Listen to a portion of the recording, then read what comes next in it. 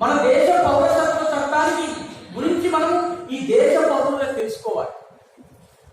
మన ఏ దేశంలో ఏ వ్యక్తి అయినా ఎక్కడైనా నివసించాలంటే అతను ఆ దేశం పౌరుడై ఉండాలి.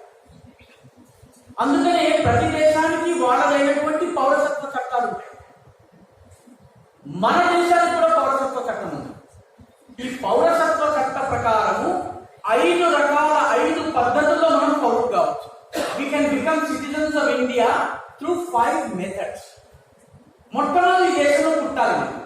ఈ దేశంలో పుట్టిన వ్యక్తికి అతని మతం ఏమిటి, అతని హిందువా, ముస్లిమా, క్రైస్తవులా, బౌద్ధుడా, పార్సియా, సిక్కా అన్న దానితో సంబంధం లేకుండా ఈ దేశ పౌరసత్వం వచ్చేస్తుంది. ఆటోమేటిక్ గా వచ్చేస్తుంది. ఎవరు ఇవ్వనక్కర్లేదు. ఇక్కడ పుట్టిన ప్రతి వాడు భారతీయుడు, భారతీయ పౌరుడు కూడా. Nobody can take this away.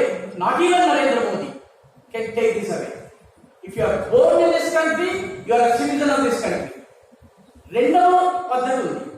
That is by legacy అంటారు ఇంగ్లీష్లో. లెగసీ అంటే నా తండ్రి కానీ తల్లి కానీ తాత కానీ నాయనమ్మ కానీ అమ్మమ్మ కానీ భారతదేశంలో పుట్టినట్లయితే నేను ఈ దేశం పౌరుని అవుతాను. నా తల్లి కానీ తండ్రి కానీ తాత కానీ నాయనమ్మ కానీ అమ్మమ్మ కానీ భారతదేశంలో పుట్టినట్లయితే నేను ఈ దేశం పౌరుని. ఈరోజు మనలో చాలా మంది అమెరికాలో ఉంటాం. అమెరికాలో ఉండగా మనకి పిల్లలు పుట్టారు. పిల్లలు పుట్టినప్పుడు వాళ్ళని భారతీయ పౌరులు చేయాలంటే ఆ ఎన్ఆర్ఎస్ ఏం చేస్తారు తెలుసండి? వాళ్ళ నాయనమ్మ లేకపోతే అమ్మమ్మ లేకపోతే తాతయ్య హైదరాబాద్ లోని కుక్కట్పల్లిలో ఉంటున్నారని చెప్పి ఒక చిన్న అప్లికేషన్ పెట్టుకుంటారు. వాళ్ళ కాన్సులేట్కి వెళ్ళి, అమెరికాలో ఉన్నటువంటి ఎంబసీకో కాన్సులేట్కో హై కమిషన్ కో వెళ్ళి అప్లై చేసుకుంటారు. They automatically become the citizen of India irrespective of the fact whether you are a Muslim, Hindu, Christian, Buddhist, Sikh, Parsi, anything. Nobody can rob you of this right. ఈ right, ఈ అధికారం నుంచి మిమ్మల్ని ఎవరు వంచితులు చేయలేరు. There is a third method. The third method is known as registration. Citizenship by registration. ఇది ఎందుకు వచ్చిందంటే మన ఇండియా 1947లో హిందుస్థాన్ పాకిస్తాన్ గా విడిపోయింది.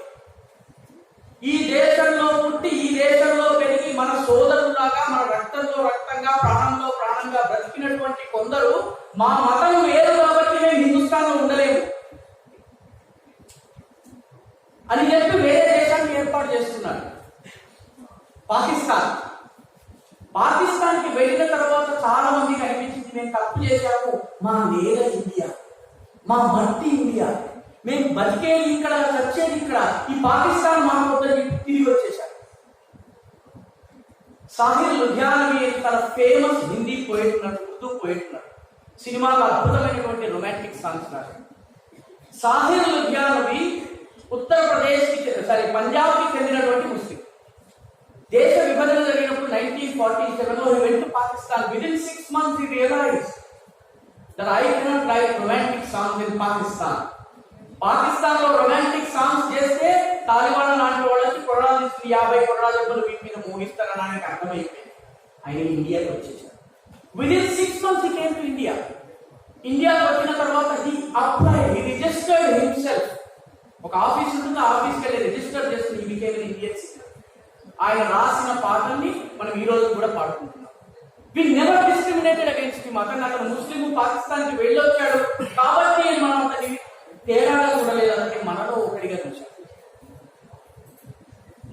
Manmohan సింగ్'s father stayed in Pakistan till 1949. 1949లో Manmohan's father came to India.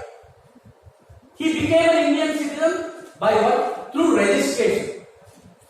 He can become the Prime Minister of this country. He can become the Prime Minister of this country. L.K. Advani stayed in Pakistan till 1948. In 1948, he came to India. He could become the Deputy Prime Minister of this country. Indra Kumar Gujral was India's Prime Minister. Indra Kumar Gujral's father drafted Pakistan's constitution. Pakistan రాజ్యాంగాన్ని ఆయన తయారు చేశాడు. పాకిస్తాన్ రాజ్యాంగం తయారు చేయడంలో సహకరించిన వ్యక్తి 1949లో ఇండియాకి వచ్చాడు. రిజిస్టర్ చేసుకున్నాడు. He became an Indian citizen. కాబట్టి through registration, those who want can come back. Till 1952. 1952 Pakistan కి, ఇండియాకి, బంగ్లాదేశ్ కి there open borders. People used to travel from this side to that side, that side to this side. కాబట్టి registration is the fourth method. There is a fifth method. Sorry, there is a fourth method. It is known as citizenship by accession. అంటే ఏదన్నా భారతదేశంలో వేరే భూభాగంలోకి విలీనమైనట్లయితే, మనతో merge అయినట్లయితే, ఆ దేశానికి చెందినటువంటి, ఆ భూభాగానికి చెందిన ప్రజలు భారతీయ పౌరులు. ఫర్ ఎగ్జాంపుల్ హైదరాబాద్, మనమందరం Hyderabad, when did we become the citizens of India? We became the citizens of India after 17th September 1948. ఎందుకంటే అప్పటి వరకు మనం నిజాం ఇనుప బూట్ల కింద బ్రతికాము. అత్యంత హేయమైనటువంటి ధార్మిక ప్రకార అత్యాచారాలకు గురయ్యాము. రజాకార్స్ వర్ killing us. We were not citizens of India. September 17, 1948 రోజున మనమందరము, మన తల్లిదండ్రులందరూ కూడా భారతీయ పౌరులే. తెలంగాణలో ఉన్నటువంటి వాళ్ళందరూ భారతీయ పౌరులే. 1962 వరకు Goa was an independent country under the rule of Portuguese. It was not part of India. మనందరం అంటే గోవా పరిగెడతాము. 1962 వరకు Goa is not part of India. How many of us know? 62 లో Goa merged with India and Goans became Indian citizens. 1975 Sikkim became part of India. The Sikkimese people became Indian citizens. So there is a fourth method by means of which you can become a citizen of this country. The first is by birth, second by legacy, third by accession, fourth by registration. There is one more, fifth method. ఈ fifth method మీద మాత్రమే ఇప్పుడు గొడవ జరుగుతుంది. Fifth method ఏమంటారంటే citizenship by naturalisation. Anyone from anywhere in this country, in the world, Japanese కావచ్చు, British వాడు కావచ్చు, సౌత్ అమెరికన్ కావచ్చు, ఐస్లాండ్ నుంచి రావచ్చు, పాకిస్తాన్ నుంచి రావచ్చు, you can come to India. 11 సంవత్సరాలు ఇక్కడ జీవించాలి. జీవించిన తర్వాత అప్లై చేసుకోవాలి. అప్లై చేసుకోవడానికి 11 months ముందు వరకు ఇండియా ఒక్క గంట కోసం కూడా ఇండియాలో కుదరదు. అంటే అప్లై చేయడానికి ముందు ఉన్నటువంటి 11 months ఏవైతే ఉన్నాయో, ఈ 11 months you must continuously stay in India without interruption even for a day. ఈ రోజు పాకిస్తానీ సింగర్ అద్నాన్ సమీ జులాయి సినిమాలో ఓ మధు పాట పాడాడు. పాపం మనందరికీ చాలా ఇష్టమైన పాట. Adnan Sami is a Pakistani, born in Pakistan. భారతదేశానికి వచ్చాడు, 11 ఏళ్ళు జీవించాడు, అప్లై చేసుకున్నాడు, పౌరుడయ్యాడు. So Pakistani also technical can become Indian citizen కావచ్చు. ఈ దేశంలో ముస్లింలను బయటకు పంపించడం పక్కన ఉంచండి. We will take even Pakistan is it stayed here for 11 years. Adnan Sami is a great example of that. Tariq Fatah అని పాకిస్తాన్ లో ఒక జర్నలిస్ట్ ఉన్నాడు. ఆయన పాకిస్తానీ ప్రభుత్వాన్ని విమర్శించి ఆయన జైల్లో పెట్టారు. ఆయన భారతదేశానికి వచ్చాడు. He applied for Indian citizenship after staying for 11 years. He was given Indian citizenship. అయితే ఆయన తర్వాత కెనడా పౌరసత్వం తీసుకు వెళ్ళాడు. He stays for the most of the time in India, but Canada పౌరుడు. తస్లిమా నస్రీన్ బంగ్లాదేశ్ నుంచి ఇండియాకి వచ్చి applied for citizenship. He was given. Later she took Swedish citizenship. కాబట్టి ముస్లింలకు పౌరసత్వం ఇవ్వరు అని ఎవరన్నా ప్రచారం చేస్తే వాళ్ళకి వాస్తవాలు తెలియవు. Even Muslims from anywhere can come to India, stay here for 11 years, apply and you will get. Hindu అయినా సరే నియమాలను పాటించకపోతే పౌరసత్వం లేదు. మనందరికీ తెలుసు. ఇప్పుడు చెన్నమనేని రమేష్ అనేటువంటి ఒక రాజకీయ నాయకుడు టిఆర్ఎస్ పార్టీ ఎమ్మెల్యేకి భారతదేశ పౌరసత్వాన్ని రద్దు చేశారు. ఎందుకో తెలుసా అండి? ఆయన ఇండియాలో పుట్టారు, కానీ జర్మన్ సిటిజన్ అయ్యారు. తర్వాత 11 ఏళ్ళు ఇండియాకి వచ్చి 11 ఏళ్ళు నివసించారు.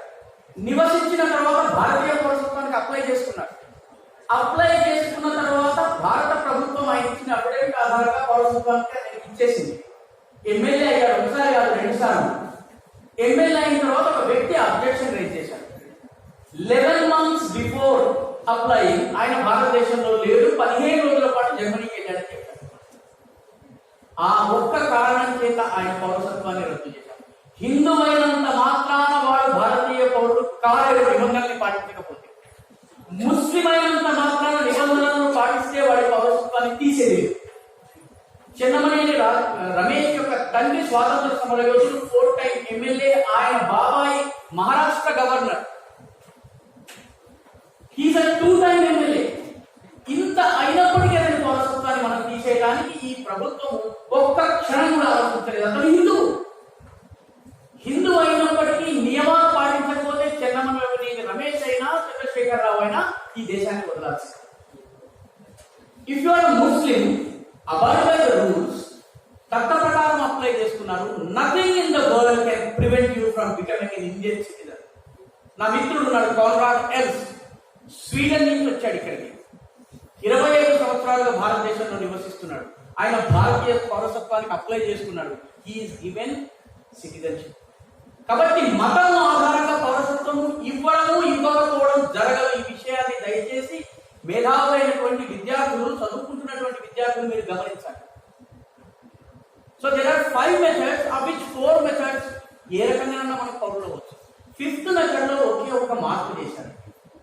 For few people from few countries, instead of the waiting period has been reduced from 11 years to 5 years. The naturalization period అని ఏదైతే అంటామో దానిని 11 సంవత్సరాల నుంచి 5 సంవత్సరాలు తగ్గించారు. ఎవరికి? ఆఫ్ఘనిస్తాన్, పాకిస్తాన్, బంగ్లాదేశ్ లో ఉన్నటువంటి హిందువులు, బౌద్ధులు, సిక్కులు, జైనులు, పార్సీలు, క్రైస్తవులు, ఈ 6 మతాలకు చెందిన వాళ్ళకి కన్సెషన్ ఇచ్చాం. This is not to exclude. We are trying to include them. వాళ్ళని కూడా మనం కలుపుకోవడానికి ప్రయత్నిస్తున్నాం, వాళ్ళని బయట పంపడానికి ప్రయత్నిస్తున్నాం. వీళ్ళు ఎక్కడి నుంచి వచ్చారు? పాకిస్తాన్ నుంచి వచ్చారు. వీళ్ళు ఆఫ్ఘనిస్తాన్ నుంచి వచ్చారు, బంగ్లాదేశ్ నుంచి వచ్చారు. కాబట్టి ఈ రోజు ఈ 3 దేశాల వాళ్ళని ఎందుకు తీసుకొస్తున్నామంటే ఈ 3 దేశాలకు చెందిన ఈ 6 మతాలకు చెందిన ప్రజల మీద మతపరమైనటువంటి అత్యాచారాలు జరుగుతుంది. They are being persecuted because of their religious beliefs. ఎందుకు? పాకిస్తాన్ రాజ్యాంగాన్ని కనుక మీరు చదివినట్టే ఇది available in internet. If you go to Pakistan's constitution and go to the second schedule, Pakistan says that Pakistan shall be an Islamic republic and the official religion of Pakistan is Islam. So when Islam is the official religion, what will happen to the minority religions? There will be oppression. Bangladesh రాజ్యాంగంలోకి వెళ్ళండి. Second schedule of Bangladesh says that Bangladesh shall be an Islamic republic and the official religion of Bangladesh is Islam. What will happen to the minorities there? They will be thrown out of the country. They will be forcibly converted against their wishes. Afghanistan proclaims itself as an Islamic Republic of Afghanistan. The second schedule of their constitution says this, and the official religion of Afghanistan is Islam.